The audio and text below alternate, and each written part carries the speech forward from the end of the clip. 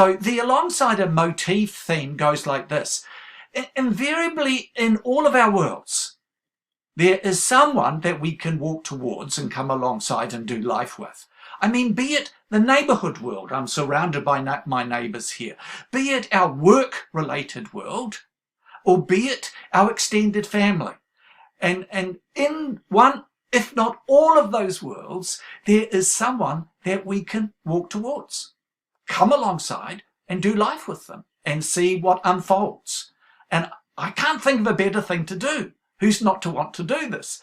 But I think we must do this. I mean, as disciples of Jesus Christ, you know, a working definition of a disciple is to become like Jesus. It's not to be Jesus, but it is to become like him. And when you read the scriptures and you read the gospels, Jesus is invariably walking towards people. So my call, my charge, if you like, is to, you know, walk across the street and walk towards a neighbour. It's to walk across the room and walk towards someone at work. It is to, in a sense, walk towards a family member who would so appreciate doing life with us. And by way of starting, I want to share a story. Now, some of you who went to the seminars would have heard some of this material before. But, you know, if a story is good, it needs to be told 1,000 times, not just twice. So I'm going to share a story, and then I'm going to share a scripture, and then I'm going to ask you a question. So stick with me. And the story goes like this. It concerns a young woman by the name of Rosaria. Now, at the time, she was a professor at a university. She was an atheist. She was a Marxist. And also she was a lesbian.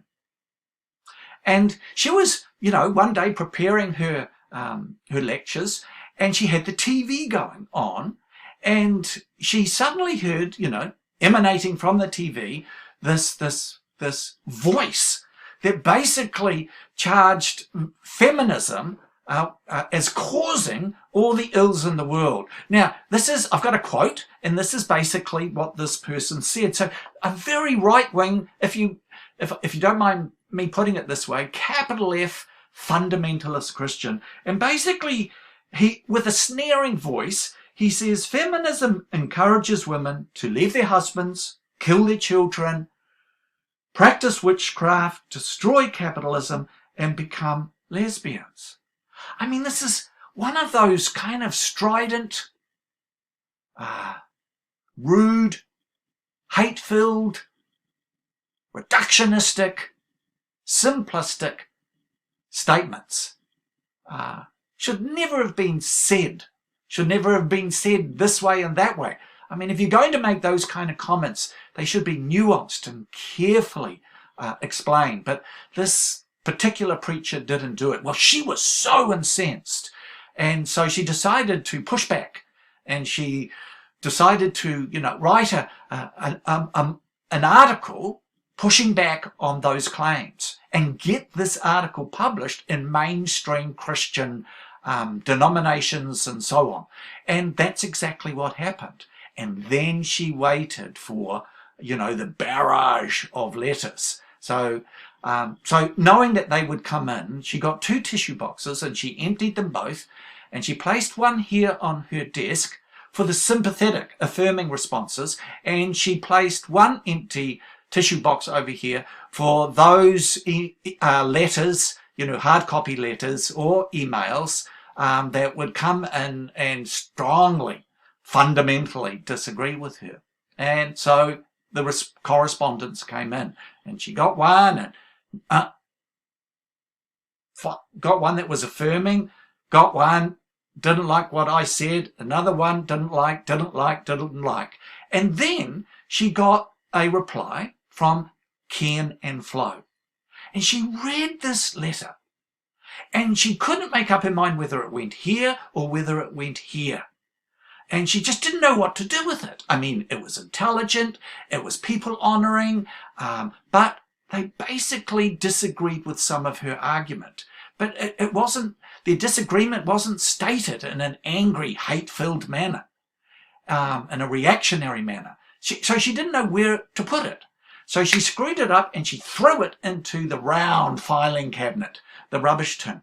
But during the course of the day, she couldn't quite forget what Ken and Flo had said. So at the end of the day, she retrieved the letter and she unravelled it and read it again. And then she noticed that at the bottom of the letter, Ken and Flo had said that, you are most welcome to come and have dinner with us. And that was the only letter that actually invited her. So she went, she took them up and she went to their place. And get this, over the following 7 years, they jumped into each other's worlds. I mean, she jumped into the Christian world of Ken and Flo, went to their place countless times for meals, went to their parties, but Ken and Flo also went to her parties and had dinner at Rosaria's place. They read each other's books, and this lasted for about 7 years. They did life together. And then after 7 years, Rosario turned to her lesbian lover one Sunday morning and said, Ken and Flo have been inviting me to their church recently. I think I'll take them up on that invite. So went to their church. And for the following 5 years, most Sundays, Rosario was at that church. And then after 5 years, and this is mysterious, but after 5 years in the church, attending the church, her heart was opened and she saw, if you like, the resurrected Lord with the eyes of her heart. To cut a long story short, and not everyone's story is like this, and not everyone's story needs to be like this, but she actually fell in love with a Presbyterian minister. And they got married. And so today, Rosario Butterfield serves in a church. Serves from the pastorate. And she's written a couple of books, A Most Unlikely Conversion. That was her first book. And her second book is called The Gospel Comes with a House Key. In other words, she's picking up on this whole theme of, to be a disciple, it's about doing life with other people, including neighbours. Come in, neighbour. The gospel comes with a house key. It's a great story. So I want to read now another fantastic story, and this one from Luke 15. And Jesus told the parable of the prodigal, the father, and the younger son. Picking up in verse 11, once there was a man who had 2 sons. The younger son said to the father, Father, give me my share in the property. So he divided up his livelihood between them. Not many days later, the younger son turned his share into cash and set off for a country far away, where he spent his share in having a riotous good time. When he had spent it all, a severe famine came on that country, and he found himself destitute. Verse 15, so he went and attached himself to one of the citizens of that country, who sent him into the fields to feed his pigs. He longed to satisfy his hunger with the pods that the pigs were eating, and nobody gave him anything. He came to his senses. Just think, he said to himself, there are all my father's hired hands with plenty to eat, and here am I, starving to death. I shall get up and go to my father, and I'll say to him, Father, I have sinned against heaven and before you. I don't deserve to be called your son any longer. Make me like one of your hired hands. And he got up and he went to his father. While he was still a long way off, his father saw him, and his heart was stirred with love and pity. He ran to him, hugged him tight and kissed him. Father, the son began, I have sinned against heaven and before you.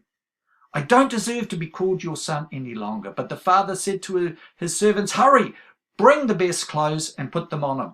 Put a ring on his hand and shoes on his feet. And bring the calf that we've fattened up, kill it, and let's eat and have a party.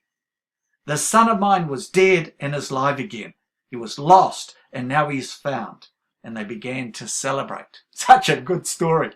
Now, listen, friends. I mean, if I was with you in person, you know, I'd be hitting the pause button and I'd be saying to you, what's the commonality between the Rosario story and Jesus' story about the prodigal son, the two sons and the father? And then I'd be asking you to talk amongst yourselves. Turn to the person next to you and ask them, you know, so what do you think is the common theme between these stories? I mean, you might even like at this point to pause, if you can, this video and have that discussion. So I don't know where you got to on that question, or what you think is the commonality, but let me share with you one of the things that I see. You see, in this parable, the most striking thing is the father, and the father runs to his son. Now, in the 1st century AD, as some of you will know, an honourable person did not run. Actually, when you think about it, in the Gospels, we have no record of Jesus running at all. I mean, to run, you know, an honourable person with status in the 1st century would have had to lift up their robes and therefore, you know, run the risk of showing bare skin.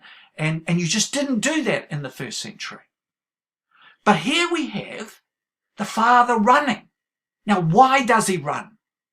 Because he knows that as soon as his son gets to the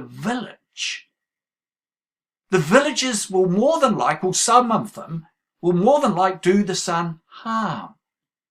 Because the son has shamed the father. And the father knowing this, I mean, that was a custom in the 1st century. And the father knowing this races to the son to get to the son first before anybody can do him harm. And you know, when I understood that, I thought, you know, in this parable, we are to become like the father.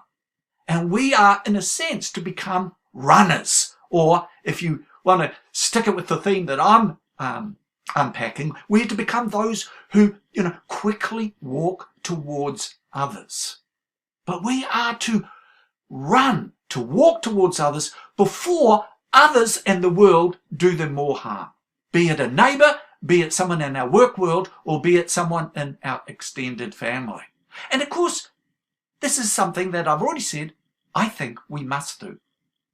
Not should do, but must do, for their sakes. And of course, this is what Ken and Flo did.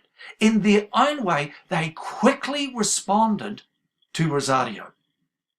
You know, they wrote a letter, and another response of theirs was to invite her to dinner. So in a sense, they walked towards her. Here's the thing. None of this stuff comes natural. You know, you've got to learn it. Got to learn how to do this stuff. And I started that learning, as I've already said, decades ago. And because I did the grow, I now do the go. With neighbour, with work colleague, with extended family member. Honestly. And I've been walking towards, if you like, running towards these people now for decades. And so has Ruby. And this is what a disciple does.